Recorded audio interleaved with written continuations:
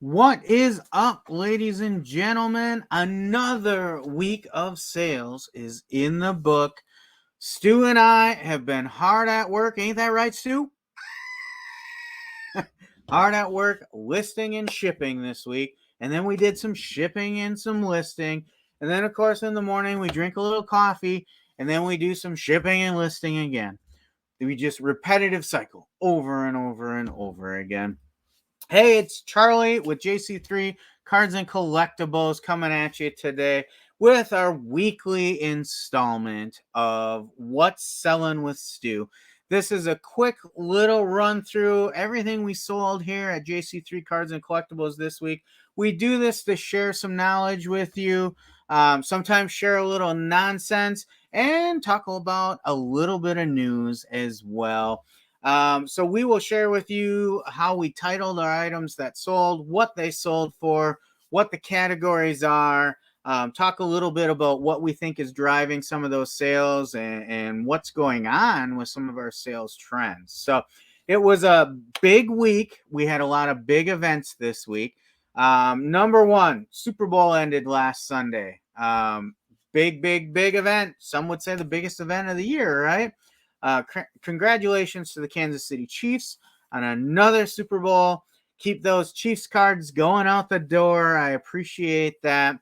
So that was the start of the week. Then on, I think it was like Tuesday, pitchers and catchers reported to spring training. Another driver of the card market, right? Baseball is heating up. People are getting excited.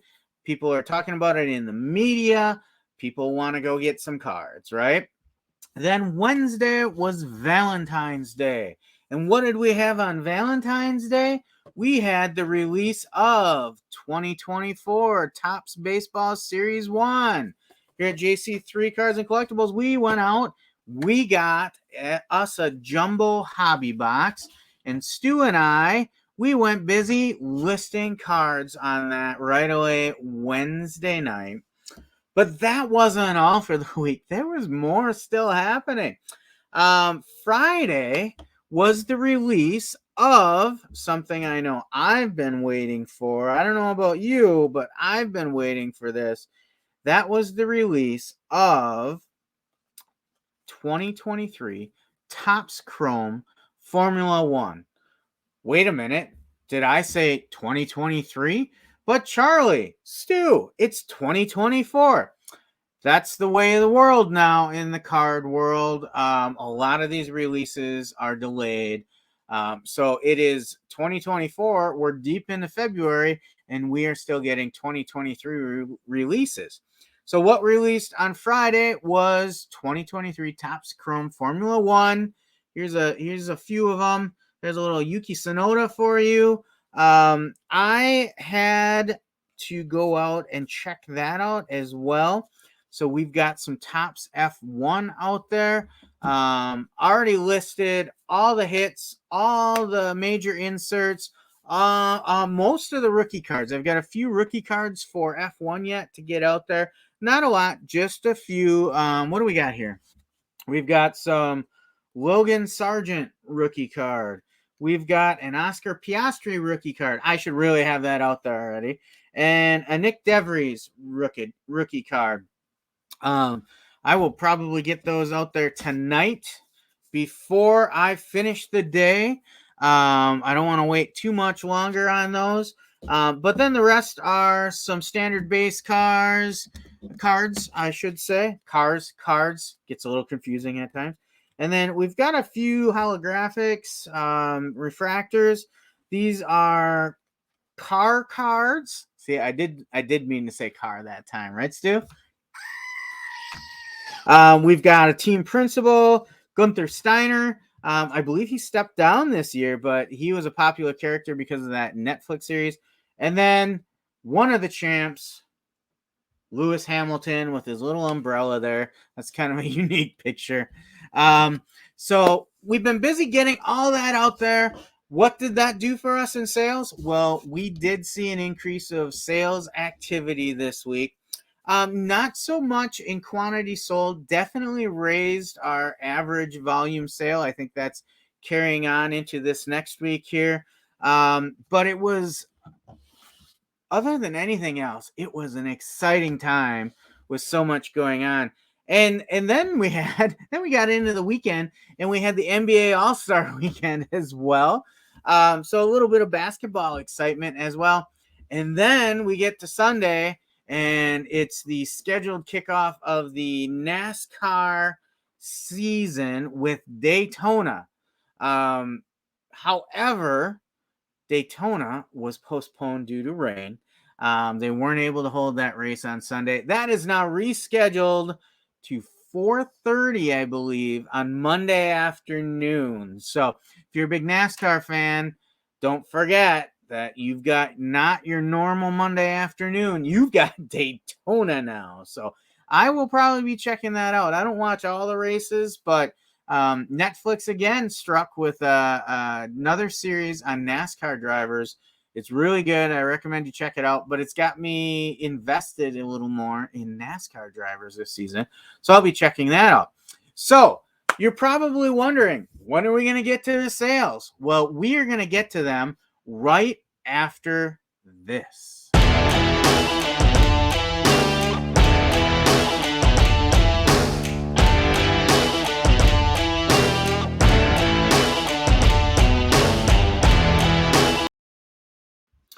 Welcome back, everybody, and thank you again for joining us at JC3 Cards and Collectibles. I am Charlie. This is my main man, Stu.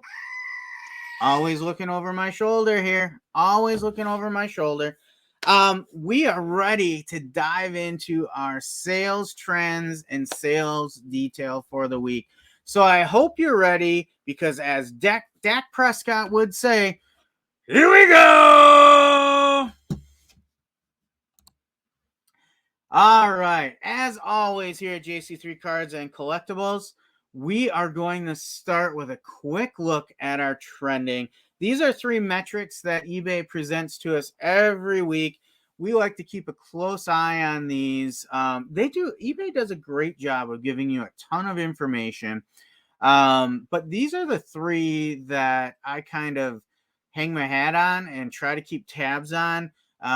There's a lot of other things out there that I'll go to occasionally, but these are the 3 we look at every week. And if you're new to the show, I'll take a moment to walk you through these. Up first at the top is our impressions trend. I like to think about impressions in the traditional sense of I'm a store on Main Street. I'm going to put some things in my window to try and lure people in. Impressions are the people walking by looking in your window.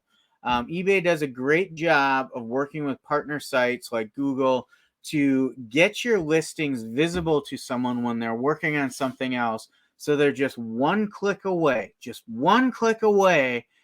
try and get them in your store. So if you look at our impressions this week, 663,802 impressions, up almost 3%. You can see that it's an average of around 100,000 impressions a day, maybe just a touch under. So like 100,000 people a day are looking at the items in my store. Maybe not directly, but they're on Wikipedia or they're on NASCAR.com over here. And in the sidebar, one of my impressions for let's say they're on ESPN's NASCAR page and they're looking at the hot stories and there's a story about Chase Elliott or let's see, who else can we talk about? Kurt Busch or let's see, who are some of these other guys? I'm trying to think. Some names are escaping me right now.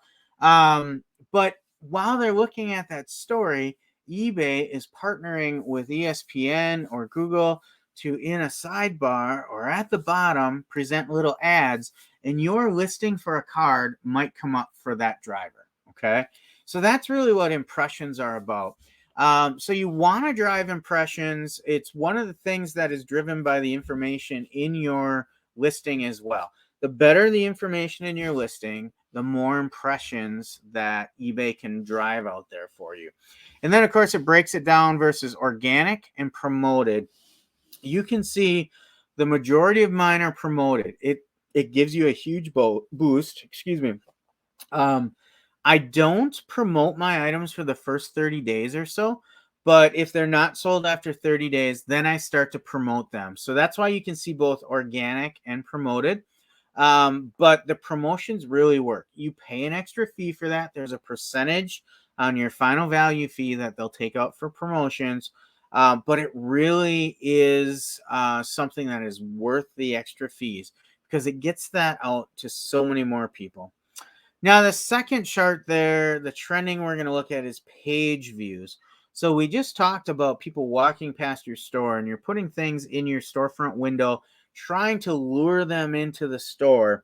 Well, these are people that bought the bait. They said, hey, that's some unique things in that window. Those are things I'm interested in. Let's step inside that store and see what there really is up close and personal because I might be interested in buying that or something like that. So this is foot traffic right into your store. You can see 1,244 page views for the week. That's up almost 21%, 20.7%.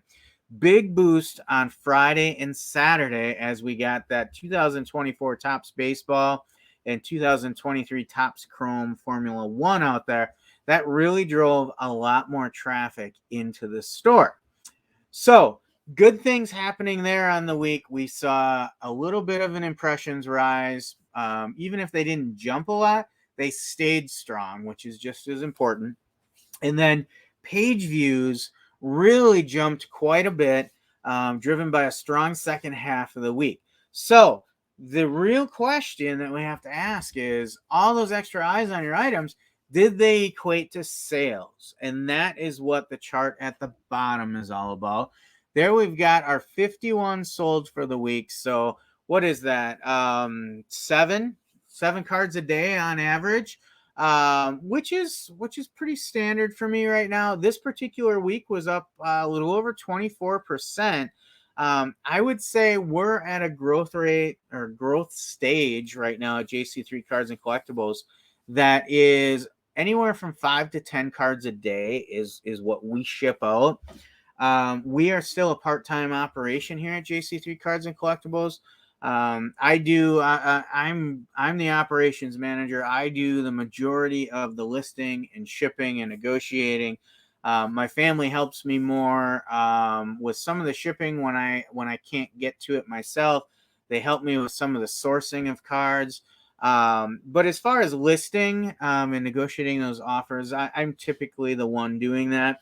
And I've got a primary job that I work 9 to 5, Monday through Friday, often more than 9 to 5. But that means that really during the week, it's evenings that I get to do some of my listing and shipping. And then I do a lot on the weekends as well. So it's difficult to grow tremendously when you're doing this part-time. But if you ever watch the Dollar Box Live on Wednesday nights with myself and Adam from the Dollar Box, we talk about your growth rate needs to be at a rate you can keep up with. You want to take step level increments. You don't just want to go from 0 to 300 cards a day. You will not be able to keep up with that if you don't scale your operation to do that kind of volume. So we really believe we want to do the right things now and be able to work those steps as we go up and over, because as we get more sales, we understand we're going to need to change our operations a little bit. So these volume levels are really right on track for us right now. Certainly saw a bump from the new releases this week. You can see Monday through Thursday we're pretty typical numbers, and then a big jump on Friday, really strong numbers on Saturday. I will say that trending wise, we typically see a jump on Fridays. People finish their work week. A lot of people getting paid. They're unwinding after that hectic week of work. Maybe they're out and about and they're surfing some items on eBay in between different events. Maybe they're just chilling on the couch, and again, they're going to pull up eBay on their phone and start surfing through some things. But we consistently see stronger sales on a Friday. And then a lot of times we get a bump on Sunday as well. as the weekend comes to an end, people start to unwind. Again, they're home Sunday evening. They're prepared for their work week. Now they're chilling out on the couch a little bit for the last hour or two. You will see last Sunday we didn't see much of a bump, but I believe that's because that was Super Bowl Sunday, and people were, that's must see TV for most people. So yeah, decent week in the trends. Let's see what else we can find, and we'll start digging into some of the detail. So here you see the breakdown of our categories. We like to trend either sport or non-sport. With these new releases this week for baseball and F1 and all the media hype around football and basketball, it was a dominant week by the sport category. 88% sport category, only 12% non-sport. It was a pretty quiet week for non-sport. Sold a few, and we'll break those down in one of our other videos to show you the detail of that. But it was relatively quiet for non-sport, and it was just so heavy on sports, and especially related to these new releases. You'll see that in the breakdown next. Let's go to that now. So there you will see in the sport category, baseball, football, and auto racing were the big three by far. Baseball led the way with 31%. Football fell right behind it at 27%. And then auto racing, 20%. That includes F1 and NASCAR. That represents a huge jump for the week in auto racing. Typically, we're down around the 10%, somewhere in there. So almost doubled this week with that new release. And then rounding out the rest with some basketball, MMA, hockey, and soccer. Hockey and soccer are markets we're trying to grow in. It's a slow growth. They are sports that I know I need to work on educating myself a little bit more on that, to know those names to look for, know those names to list. But we continue to strive to improve in the hockey and soccer markets. MMA is kind of hit and miss, I find. I have a wide assortment of MMA. I continue to pick more up when I see it. But sales are kind of sporadic. I'll sell a number of them, and then it'll get quiet for a while. Then they'll come back strong again. I think it just depends on maybe the personality of the champions at the time. If it's more kind of media friendly champ with lots of buzz in the media cycles, I think that drives a little more sales. I think back to the Conor McGregor days, guys like that, that weren't afraid of the camera, weren't afraid to speak their mind, really drove some of their sales, I think. So good week in sports. The majority of our sales, I don't think there's a lot of real surprises there. Now, on the flip side, on the non-sport side, you can see the breakdown is a little different. So we sold mostly wrestling this week. 50% of our non-sport sales were in the professional wrestling category. And then a little bit of Marvel, a little bit of DC. And that entertainment category is kind of free for all. A lot of other things fall in there. In this case, I believe it's a card based on a movie. I kind of wrestled with this one, and you'll see it in the detail in some of our other videos this week. But it's a baseball themed movie. So I was like, I don't know if I should list this as a baseball card or in our entertainment category. So because it was a fictional baseball character, I went with entertainment. So there you see our splits for the week. Again, not a lot of surprises other than I felt our non-sport sales got overshadowed because of the bump in the sports category. So, unintentional tap of the mouse there. So the next question is, where did we go with our cards? And that's a segment we like to call, Dude, where's my card? So this is a little something we like to do. We really enjoy watching the routes where our cards take us every day. When we package those up, we like to think about our connections to the places these cards went. It's fun for us as a family to sit down and think about this, especially when we get things going to other countries or to Hawaii. It was a quiet week for international sales. We didn't have any international sales this week, but we had lots of domestic sales. And as you can see, they took us all over.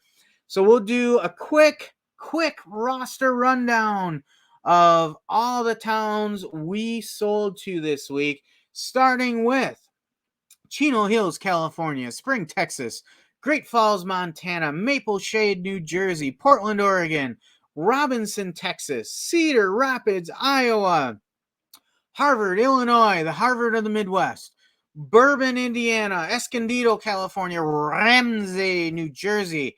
That takes me back to Nacho Libre. Ramsey is the best. I hope you appreciate that reference.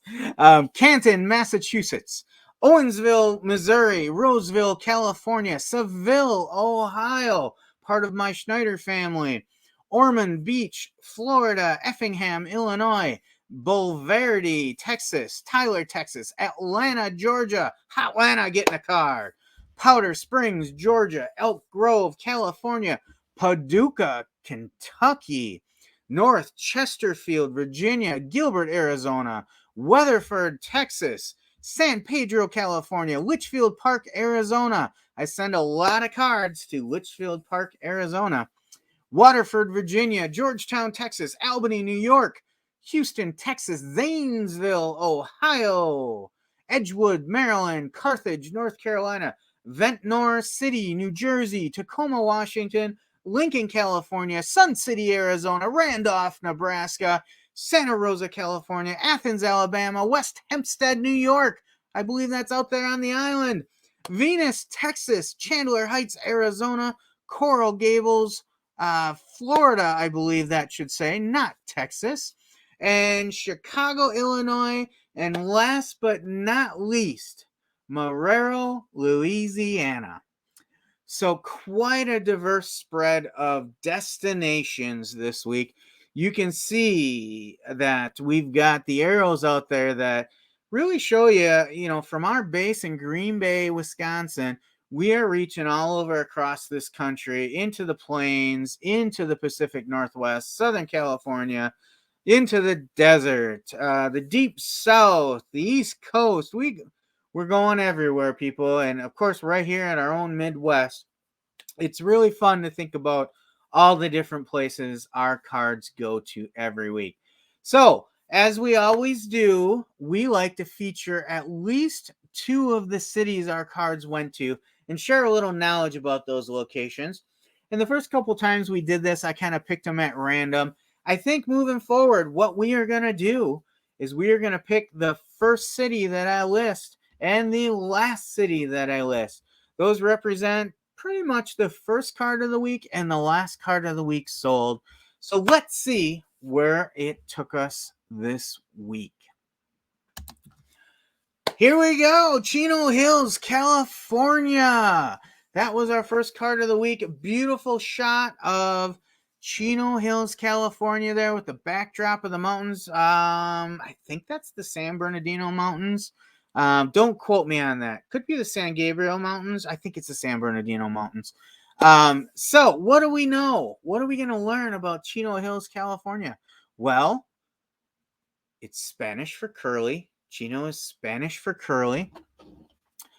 It's a destination for tourists and bootleggers. I don't know what bootleggers is. I guess I was doing this as fast as I could this week. I was a little pressed for time.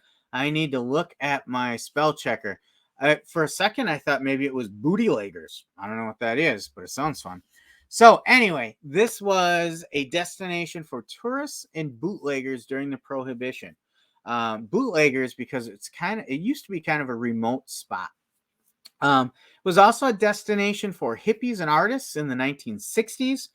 Population of the current census was about 78,411. So a decent sized community. Ranks as number 100 in the list of largest cities in the United States. Who's from Chino Hills? Well, the Ball family. We got LaMelo, LeVar, Lonzo, LiAngelo Ball. All of them are from Chino Hills, California. Also, Steve McQueen. You remember him? He was a very famous action movie actor. And MLB manager Ron Renicky is also from Chino Hills, California. So, who was the last card we sent to this week? Well, it was Marrero, Louisiana. Marrero, Louisiana is not a town I was familiar with. I've never been. I have been through Chino Hills. I've done business in Chino Hills and in my other job as well. Spent time living in Southern California, so I was familiar with Chino Hills. Marrero, Louisiana is not an area that I have been to. You see a little picture there of what looks to be a lighthouse and a point of interest. So Marrero was named in honor of politician and founder of Marrero Land Company, Louis H. Marrero. It's got a population of about 32,382. Originally named Amesville until they formally changed the name in 1916. It's on the west bank of the Mississippi, down in the bayou. Who's from Marrero, Louisiana? Well, here's some NFL greats that were from Marrero, Louisiana. And I did not know this until I did some research. Cordell /Stewart, Ryan Clark, Pittsburgh great, Reggie Wayne, Indianapolis Colts great, and Vance Joseph, who's currently a defensive coach in the NFL.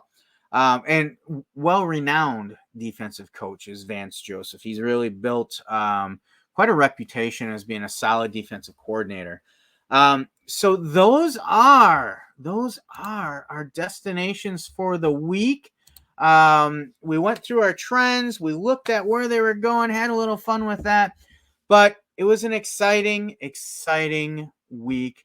I also want to talk about the joys of ripping a box of a new release. So as we ripped through some baseball this week and some F1, I had a really interesting moment. So it was that moment when you rip a hobby box and you're guaranteed an auto and you're like, ooh, I'm going to get a nice auto out of this. Look at this. This box is going to have a nice auto.